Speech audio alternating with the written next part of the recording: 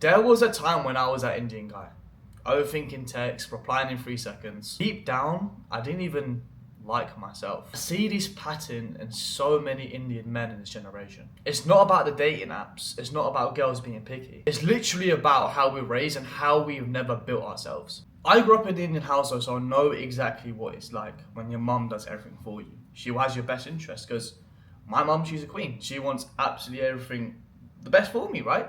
She cooks, she cleans. Like, if I tell her to do me a favor, she'll do it. And that's what Indian mums are like. They're very, very protective of their kids, right? And they want nothing but the best for you. Like, if we're eating if you're eating dinner, like, have another rotli. Because back in the day, but my mum's from India, she was raised in a culture where, like, they didn't have too much food. So, like, they really, really care about their kids. This is the issue, right? This creates comfort. And I see a lot of Indian men still rely on their mum. They still rely on their mum to do everything, whether that's eating food, they're like, oh mum, why haven't you fed me at this time? They don't take responsibility for themselves. They're like, it's completely fine when you're being raised from young, right? But this habit continues into men being like 30 and 40, and they wonder why they can't date women. You're too comfortable. You can't even look after yourself. So how the hell are you going to even look after your future wife or your girlfriend when you can't even have the discipline to even feed yourself? This is exactly why a lot of South Asian men stay skinny fat and have a big pot belly. Never built discipline in their whole life, and they're covered by comfort. You have never been in an uncomfortable situation. This is where I get a bit more honest, right? Like, there was a time that I didn't even rate myself. I needed validation from girls, social media, from everyone. And I used to just take attention. I used to wear like designer clothes to just be like, you know what, designer clothes to stand out, or put myself out there, be like a bit of a funny kid, but I didn't even rate myself. Like, what changed for me was the gym. The gym changed my life. It wasn't just going to the gym, getting muscle. It's the discipline, it's the mindset. When I was 16, 17, I'll go into the gym, throw weights around, and just build a half decent physique, right? Then I invested in my knowledge and then managed to get into crazy shape. But it's not about the muscle, it's the discipline, it's how you look after yourself.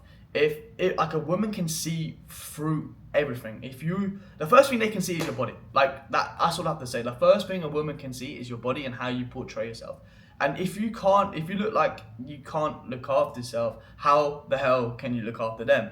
And this is what I see South Asian men. They hide themselves in like oversized clothes. Like, I used to do the same thing. I used to literally be so skinny to the point where, like, people in school would grab my wrist and be like, haha, this kid, look how skinny you are. And that affected my confidence. I was like, you know what? It's down to my genetics. I was blaming everything else but me. And what changed for me was actually investing in my education, learning how to get into shape, getting into shape, and maintaining it. I started getting into shape and falling in love with myself. Everything changed for me. People saw the way I walk into rooms, no longer hiding around like long sleeves. Like guys, I used to wear long sleeves at the parties just to cover my physique. And I think, you know what, designer will cover it, but it did nothing. And this is exactly what I teach in Core Fitness. How to build discipline, how to actually build the confidence, how to actually get into shape. When I started loving myself properly, I stopped begging to be chosen. For me was consistent rejections. The more you fail, the more you learn about yourself, right? I was scared of being stupid. I was scared of being disliked. I was scared of saying the wrong thing. But when I put myself out there and really self-developed as an individual and started taking social risks and started facing rejections, that's how you grow as an individual.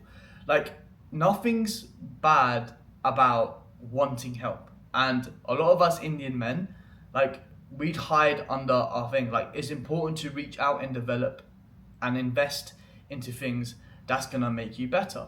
And I thought investing, oh, this is gonna be a scam, this is how I wanna be. Like, guys, I've literally moved into my dream apartment here. Look at the view I look at every single day. I'm not saying this to brag, but I'm saying this because I've taken risks. I took risks to get to where I wanna be. And this is what frustrates me. A lot of Indian men will stay the same because they're afraid to ask for help. There's people out there that actually genuinely want your best interest, but For you to actually change your life and have the life that you want to create for yourself, that requires you to do things and actually ask for help and look inwards. A lot of people in this generation, especially Indian men, they look outwards and they blame their mom, they blame so many other different aspects of their life. Oh, my genetics. But all you have to do, guys, is just look inwards into yourself. Like, what can I do to better my life? Wrap things up. Indian men don't stay single because of the culture. They stay single because nobody teaches them how to build themselves. Guys, I was that guy until I fixed my discipline, my mindset, my fitness, my confidence, and my body. If you're in the same position that I was in, you feel stuck, you feel skinny fat, you feel overweight, you feel low in confidence, you feel like you're living for disapproval, starts with structure and starts with discipline.